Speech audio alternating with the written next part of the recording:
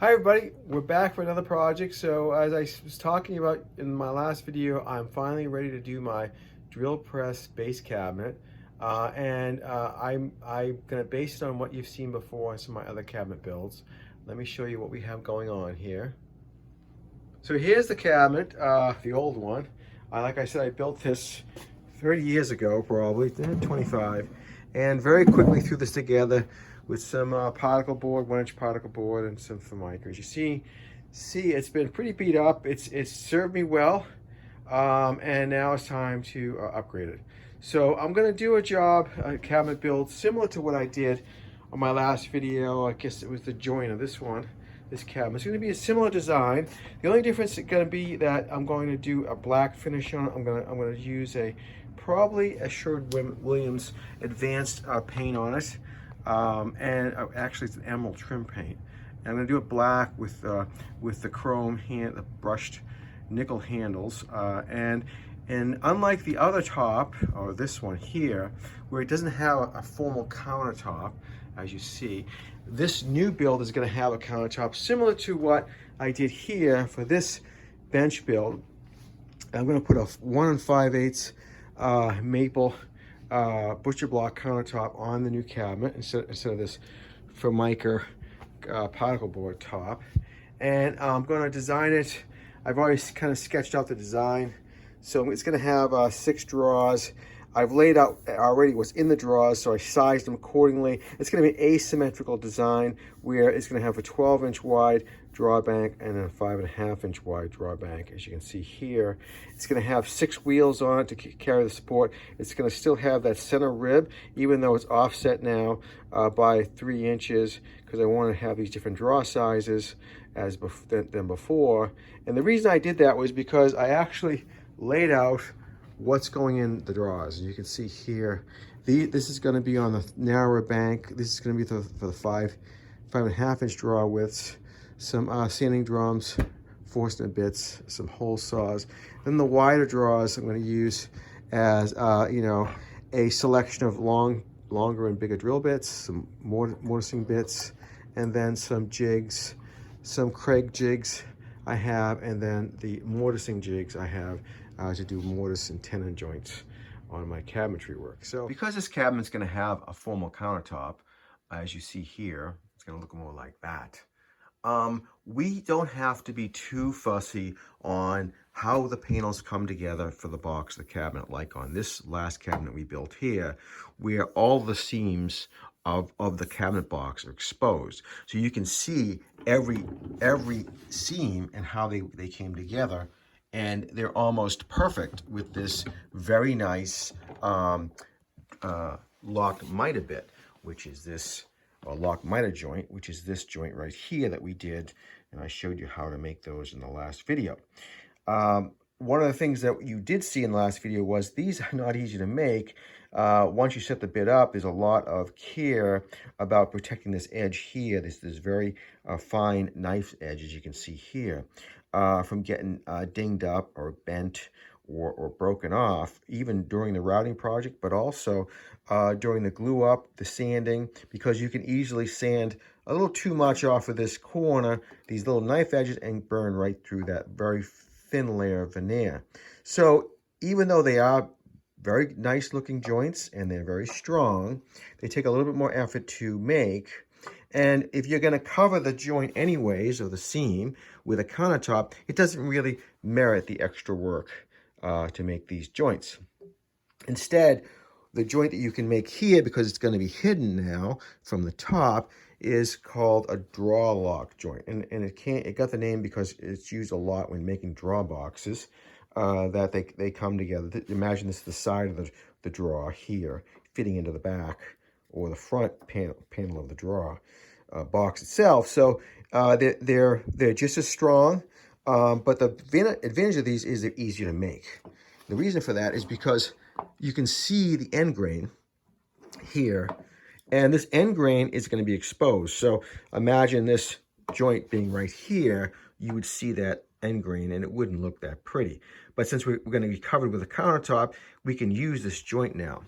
And the reason we want to use this joint is because they're much sturdier joints when you're fabricating them, because this edge is a full 3/8 of an inch thick, just about half the dimension of the 3/4 inch plywood side of the cabinet. So we're going to go ahead and use this joint here. The only issue now, unlike the miter lock bit, is you can see here, the panels come together right at their edge, at that knife edge. So when you're doing the dimensioning of the project, you don't have to deduct anything or add anything for the fact that these pieces join together in this way. But in this joint you do, because I'm now exposing the end grain of one of the panels.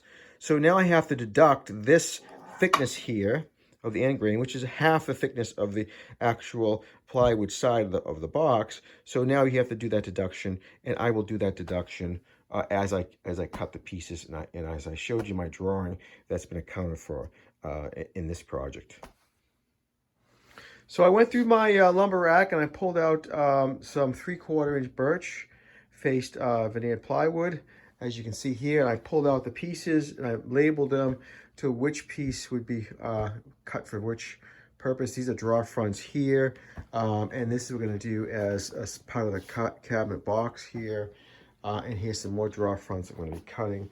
And then here's a new sheet that I cut in half, so that this is going to be part of the cabinet box. So we're going to go ahead now and cut it all up to size, and then start to do the joinery.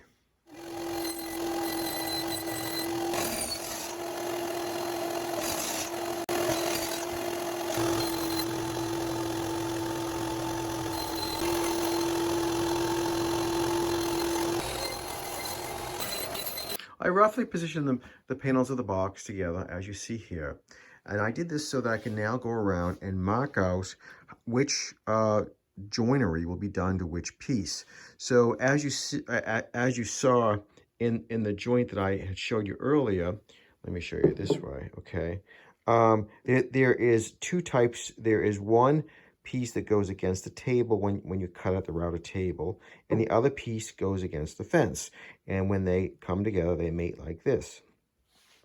So now you have to just mark on the panel, on the box here, these panels, which piece will be cut on the table. As you see this T, you can barely see it here, but it's there, and an F up there. And that basically will guide me on how the joints will go.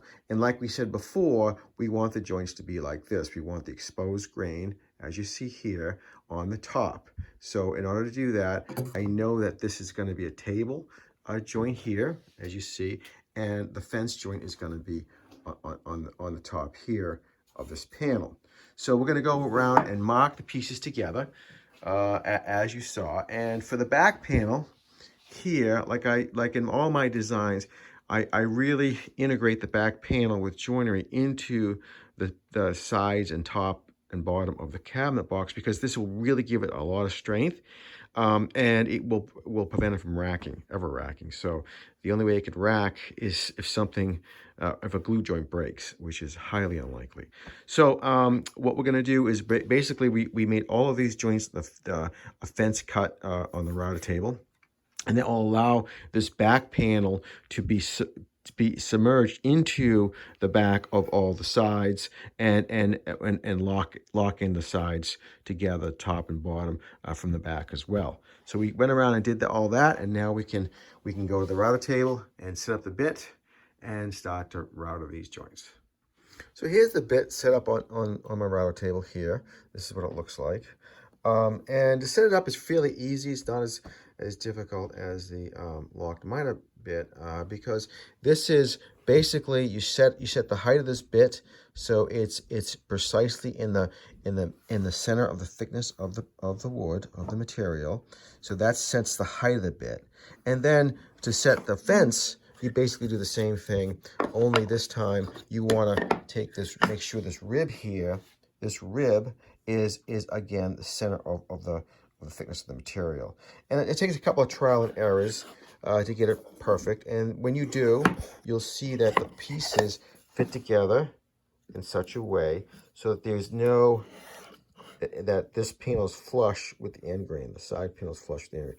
So I went ahead and ran this test piece through, and which now is going to become my template for setting up the bit really quick and easy. Because once you get the template made, it's very easy to go ahead and set this bit up using just the template pieces. So let's go ahead and run the pieces through. I set the speed. This is a larger bit, so I set the speed about 12,000 RPM on the router motor to give me a clean cut. And I'm going to also use a spacer like you saw me do on the lock miter joints. I'm going to use a spacer here that will allow me to do the cuts in 2 passes, and this would minimize tear out and burning of the joint.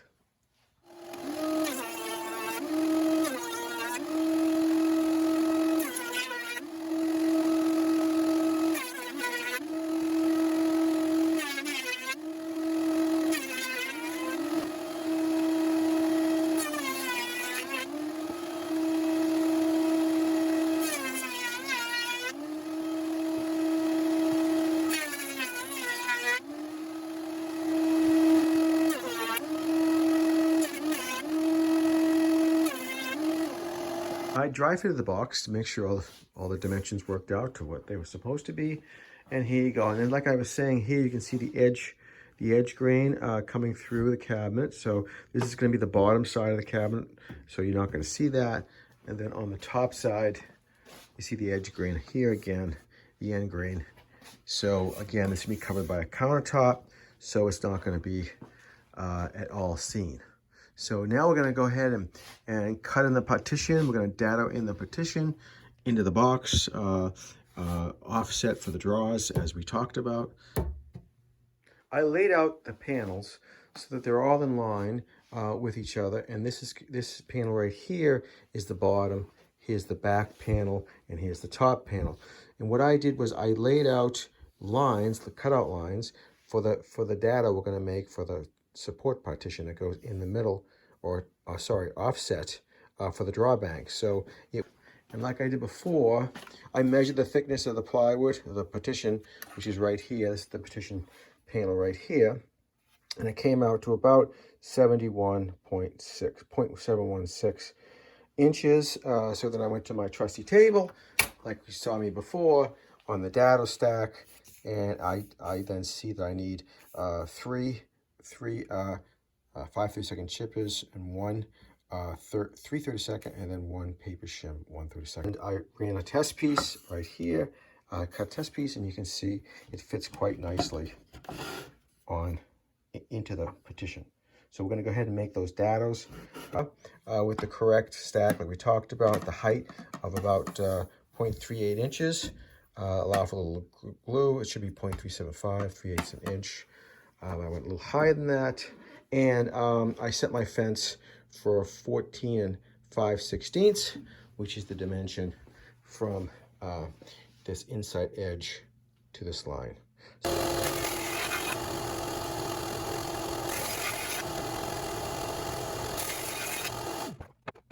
With the dados cut, I'm going to just smooth up the edges with the sandpaper.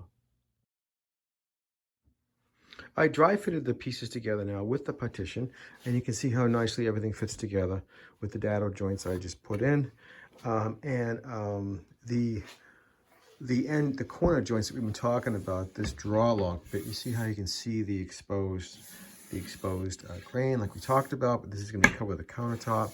So, and the reason why I put a top on this, even though there's going to be another countertop, that butcher block on top of it, again, for structural stability, sturdiness, because when I have a panel like this that's glued on all edges, including the back panel, as you can see here, it gets a very sturdy structural strength when you do that, as opposed to just putting like corner cleats to screw a cabinet top to a cabinet.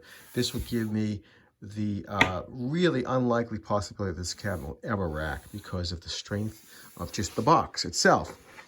And the fact that all these corners and joints will be glued, fully glued and clamped, it will never rack. So the back is an important part of that, as well as this extra top. So we're giving it extra strength for this cabinet, because it is going to carry a drill press, which is probably, I'm guessing, about 200 pounds, maybe 250. So, and here you can see the partition. This is going to be the larger drawbank area here, and the smaller ones, as we talked about before.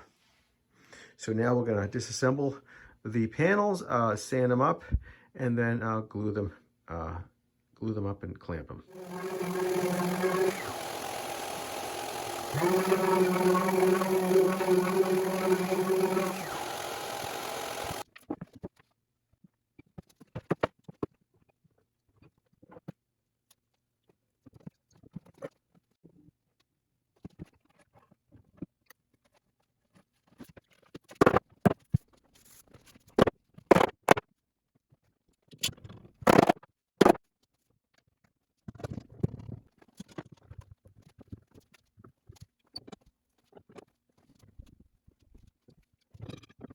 Letting the glue dry overnight, we're ready to take off the clamps from the cabinet.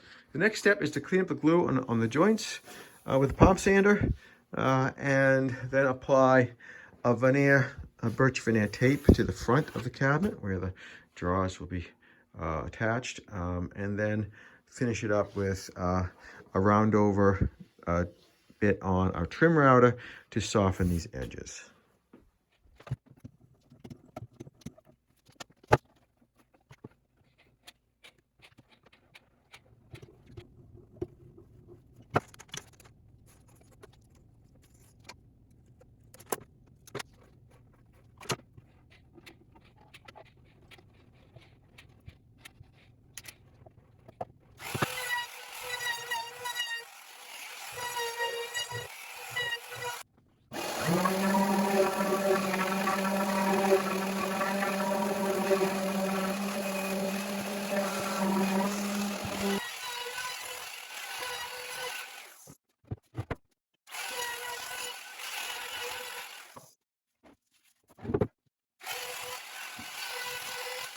With the cabinet box just about ready for a finished coat of paint, we're going to first drill some holes into the top of the cabinet to allow us to add some countertop mounting screws, which, remember, the countertop's going to sit over this top here, and we're going to allow for number 10 by 1.5 inch screws to be countersunk into the underside of the box. So I marked out already 4 locations around the top, all 2.5 inches in from the edges.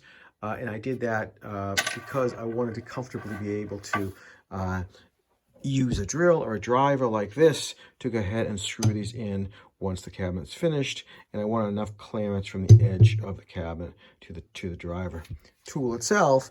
And I wanted them to spread out as far as possible to the edges. So this is what I ended up doing. Let's drill the holes.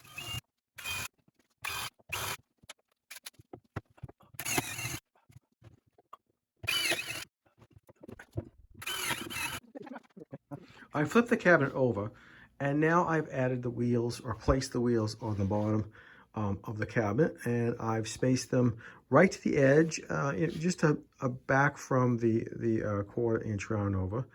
So I want them as close to the edge as I can, because I want to be able to have full access to the brakes when I move the cabinet around. So closer to the edge, the better.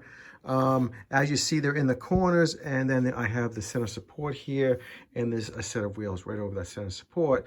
Since it is the weak part of the cabinet, because this panel has really no strength laterally in this direction, I put wheels here to carry that support line all the way to the top of the countertop so that it would never sag. So we're going to go ahead and mark these like I just did, and then we're going to drill them. We're going to use a number 14 screw like this, number 14 by 3/4. It's going to be used to secure each of the wheels when we're assembling.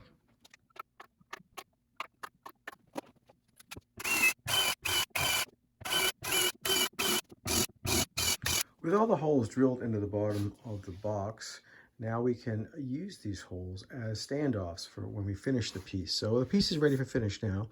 And what I did was I put 4 of the number 14 screws in about halfway. And this is going to allow the box to stand off of the table so I can actually do all four sides with the finished paint when we do it, and not have the bottom touch the table or the counter here when it's drying. So we're going to start by finishing the inside of the cabinet box first to seal it. And I taped off the edges as you see it, because I do want the edges to be the finished black paint. The advanced paint that I'm going to use on the outside, it's all going to be black, similar to that cabinet there.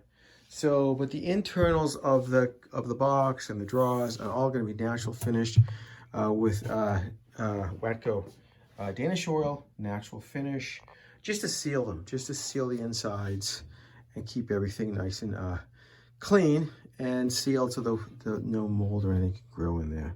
I applied a coat of Danish oil to the inside of the cabinet, and what I've done now is I've taped off the inside border here, and we're going to now apply the exterior finish. I'm going to start with a primer.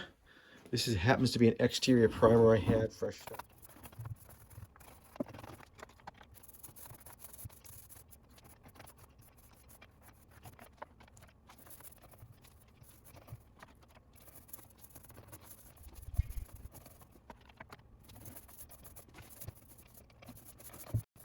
Here's the cabinet with the primer applied, and I went over, after letting it dry for a good 12 hours overnight, I went over with a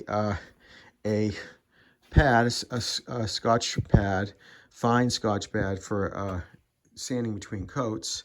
So I just took down any of the roughness. It wasn't much on the primer, and then I filled some of the very small holes and sanded that down as well with the pad. And we're going to go ahead now and apply the finish, the first coat of the finish. The finish I'm using is this Sherwin-Williams Emerald paint. It's a urethane trim enamel. It can be interior, exterior. It's highly rated. I used it on these cabinets as well, so I did like the way it came out.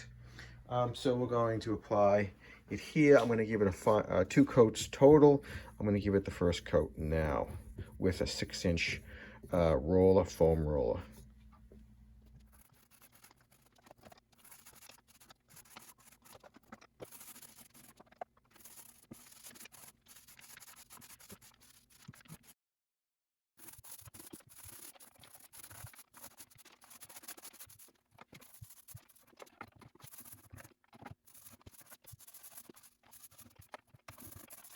After about 5 hours with the first finish coat dried, we're going to now give it a nice sanding with a buffing pad, and we're going to apply another coat. I think it's coming out good. We just have to get this finish to be smoother and get rid of some of these spots, these bleed throughs you can see from the primer. And I think we're going to run our way to a nice finish.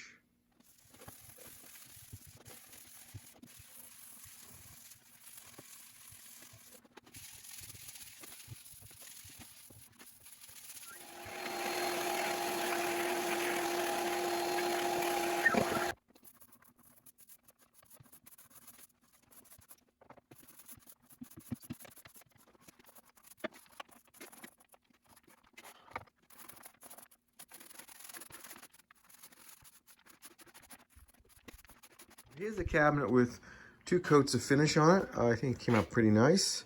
So I think we're just about done with the finishing. On the front, I have a little bleed through on the tape, so we're going to go ahead and clean that up.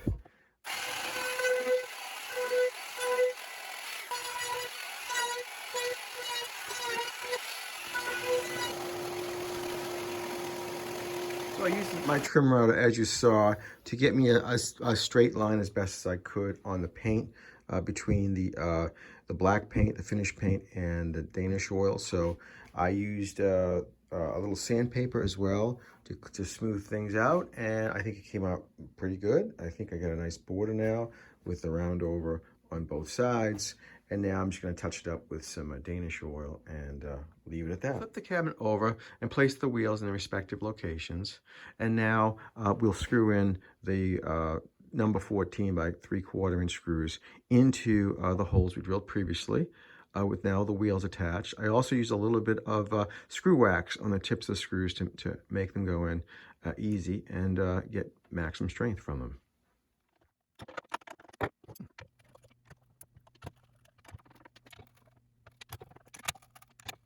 Okay, so I flipped the cabinet back over on its new wheels, and I placed the countertop on top of it. And this countertop I had made about, well, I had bought and then cut down to size, and finished it with polyurethane, sprayed it with 4 coats. Came out really nice. So now we're just going to center it on the cabinet base, 1-inch overhang each of the sides, and 2 inches in the front, and 1 inch in the back. So the top is 26 by 26, and the piece is 24 by 23. So now we're going to screw in the countertop from the bottom.